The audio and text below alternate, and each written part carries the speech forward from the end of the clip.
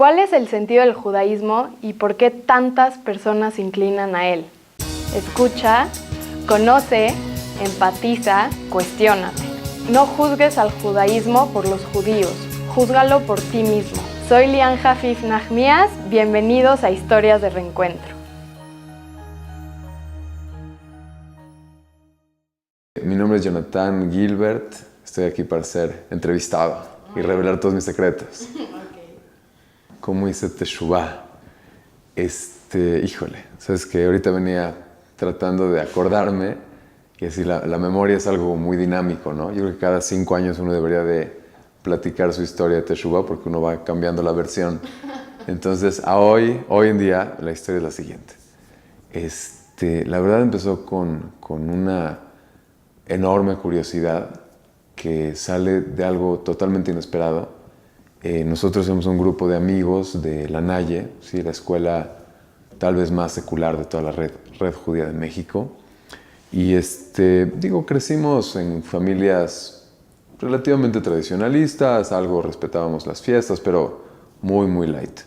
Y uno de nuestros amigos comenzó a estudiar y, bueno, en cuestión de 1 año, ¿no? Se hizo muy religioso. Se fue a estudiar a Israel, y de repente pues, regresó ya de sombrero y comprometido, ¿no? No sé, ¿qué pasó aquí? O sea, ¿cómo nuestro amigo ya se hizo religioso y comprometido? Y bueno, finalmente dijimos, ¿sabes qué? Pues ni modo, es el amigo y vamos a visitarlo. Y fuimos al matrimonio en Chile. Entonces recuerdo estando en Chile que conocimos gente de verdad fantástica, ¿no? Gente muy interesante, muy, muy amable, como que nos sensibilizó primero para decir, pues esta gente no es tan mala, ¿sí? No está tan loca como pensábamos. Pero recuerdo sobre todo el momento que conocí a un personaje muy interesante, ¿sí? Un personaje que fuera de ser un rabino y todo esto, había sido un científico muy reconocido en su momento. Y no es de que yo fuera un hombre de ciencia ni me interesara demasiado la ciencia, pero sí me quedé como con el gusanito de qué pasaría si fuera cierto, ¿no? O sea, de repente conocí a una persona que era evidentemente más estudiada y más capacitada que yo, viviendo un tipo de vida que a mí me resultaba extrañísimo. O sea, decía, ¿por qué una persona que había estado en lugares pues, bastante como reconocidos, ¿no? del mundo del pensamiento, ¿por qué estaría hoy en día viviendo con esta filosofía tan aparentemente retrógrada? Entonces, no sé, creo que el que haya llegado a experimentar esto me va a entender y el que no, creo que no me va a entender. Pero hay un momento en la vida en el que de repente dices, ¿y qué pasaría si todo esto fuera cierto, ¿no? ¿Qué pasaría si de verdad existe Dios? ¿Y qué pasa si de verdad tiene un propósito para el ser humano? ¿Y qué pasa si de verdad ese propósito es de alguna forma accesible a las personas? O sea, ¿cuáles serían como las consecuencias? Y de repente como que la idea me fascinó. Dije, de verdad es una tesis tan loca, sí, es tan improbable, pero es tan interesante que vale la pena como empezar a buscarle. Y regresé a México y bueno, inmediatamente dije, bueno, pues voy a ver de qué se trata, ¿no? Voy a hacer las preguntas correctas y voy a acercarme a la gente que pueda tener algún tipo de respuesta. Y empecé a preguntar y creo que una vez que uno empieza a preguntar, ya las cosas empiezan a tomar su rumbo, ¿no? Traté de ser lo más objetivo posible, si existe tal cosa. Pero dije, bueno, voy a preguntar y voy a acercarme con cualquier otra pregunta importante que tendría en mi vida, ¿no? Así como en algún momento me pregunté cuál es la carrera correcta para estudiar o me pregunté si la mujer con la que me casé era la mujer correcta. Cualquier otra pregunta importante, dije, bueno, quiero saber si de verdad existe un Dios y si ese Dios quiere algo de nosotros o es simplemente una fuerza así como ajena y pues no hay nada que hacer al respecto. Entonces me acerqué, traté de ser objetivo, incluso me acerqué a gente de otras religiones con las mismas preguntas. Sí, estaba en ese momento en la universidad, me acerqué a los padres incluso de la universidad. No obtuve obviamente una respuesta que me resultara interesante, pero me fui adentrando, simplemente me fue cautivando y no sé si alguna vez obtuve tantas respuestas, pero lo que sí es de que generé muchísimas más preguntas. Y me convertí en una persona que empezó a amar las preguntas, de verdad empezó a darse cuenta que las preguntas trascendentales solamente estaban comenzando, ¿no? Solamente era la punta del iceberg. Y que empecé a rascarle y bueno, lo que estaba bajo la superficie era maravilloso. Era un mundo de muchísimo crecimiento, de muchísimo conocimiento. Entonces eso fue como el inicio. Después de eso, pues ya hubo muchas otras cosas, ¿no? Ya empecé a estudiar más, hubo todo un capítulo ahí de ahora qué hago con mi pareja, ¿no? Porque cuando le dices a tu novia, oye, te tengo noticias, aquí hay cambio de plan, no es una cosa necesariamente sencilla, pero gracias a Dios, mi entonces novia, ahora esposa, también como que empezó poco a poco y pudimos de alguna forma como ir construyendo. Yo fui creciendo, ella fue creciendo a la par y bueno, finalmente ya llegó el punto que era como un tanto absurdo que siguiéramos no casados. Decidimos casarnos, nos fuimos de luna de miel. En vez de luna de miel dijimos vámonos un año a Israel. Yo quería estudiar mucho en Yeshiva y bueno, pues un año se hicieron 2 y 3 y 4 y 5 y luego estuve 8 años en Kolelim, fascinado, ¿sí? Viendo muchísimas cosas y aprendiendo todos los días y bueno, hoy en día es probablemente el núcleo de mi vida. Mira, claramente hay obstáculos, ¿no? El primer obstáculo es la sociedad. La gente es la primera en señalarte y ponerte etiquetas y decir, ya no eres el mismo de antes, estás cambiando, ¿qué te pasó? Sí, empieza el famosísimo ataque, ¿no? De si te lavaron el cerebro, si te cambiaron, si te hipnotizaron y te metieron ideas extrañas mientras dormías. Entonces, la primera pregunta viene desde fuera. Y la segunda pregunta viene desde adentro, porque uno dice, de verdad no me lavaron la cabeza y me hipnotizaron y me metieron ideas extrañas mientras dormía. Y uno tiene que empezar a tener confianza en sí mismo, porque de verdad es muy violenta la sociedad en ese sentido. Cuestiona no solamente de si uno está en lo correcto o no, sino que de verdad genera preguntas muy duras, ¿no? Como casi cuestionando la salud mental de uno. Y uno tiene que aprender a confiar en sí mismo, en sus decisiones, en saber que uno es un adulto responsable y que es un adulto suficientemente inteligente y capaz como para decidir lo que sí y lo que no, ¿no? Incluso cuando sea muy improbable. Yo reconozco que en mi caso particular, era bastante poco probable.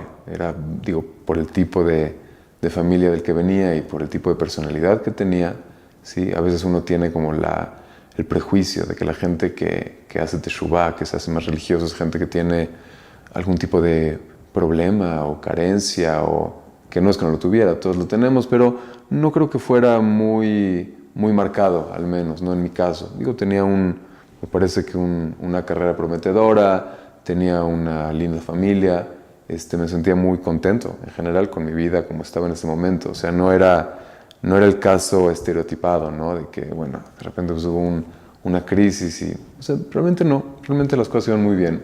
Estaba muy contento. Todo marchaba de maravilla. Y simplemente creo que me ganó la curiosidad. Sí, alguna vez creo que lo pensé como curiosidad literaria, ¿no? Dije, bueno, si Dios diera un libro, ¿cómo sería? ¿Cómo se leería, no? O sea, ¿cuántas diferentes lecturas podría tener? Entonces, creo que esa parte es una parte que hay que saber transitar, ¿no? Y uno tiene que ser también suficientemente inteligente para no generar controversia, para no alejar a la gente cercana, porque es un momento que, sobre todo cuando existen relaciones frágiles, pueden vulnerarse aún más. Y lo que es un tanto complicado es de que a veces algunos de los problemas se exacerban, pero que se revisten también de una parte religiosa, ¿no? Como diciendo, bueno, se pelearon por la religión. No es verdad, a veces muchas personas se pelean porque siempre se pelearon y es simplemente un nuevo round.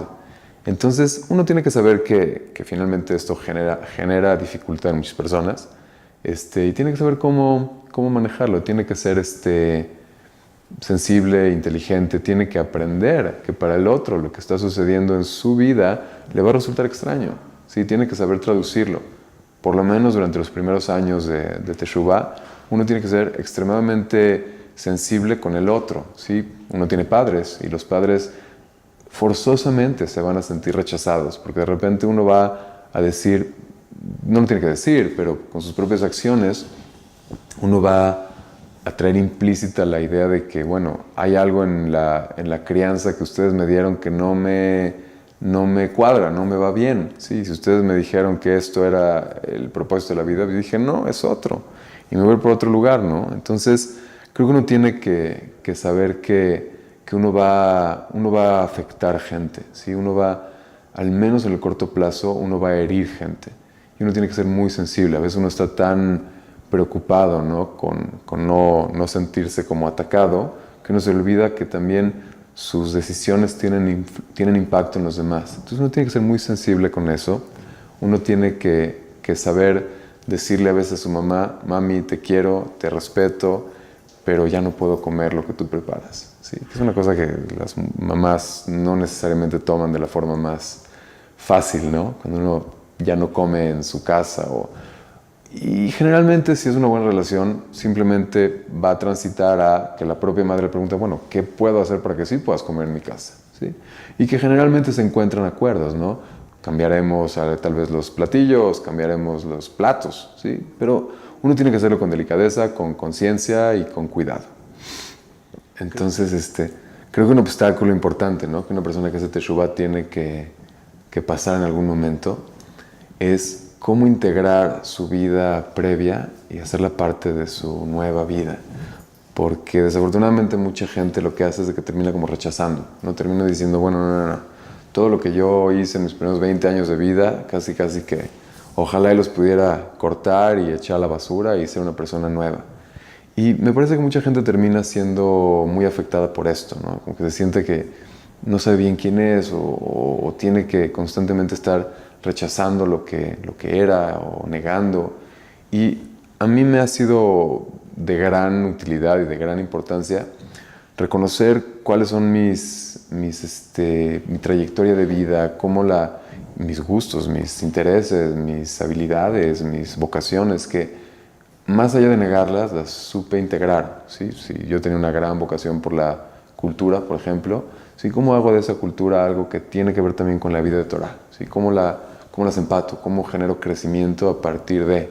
¿Sí? Si una persona es aficionada a los deportes, si una persona es, yo qué sé, ¿sí?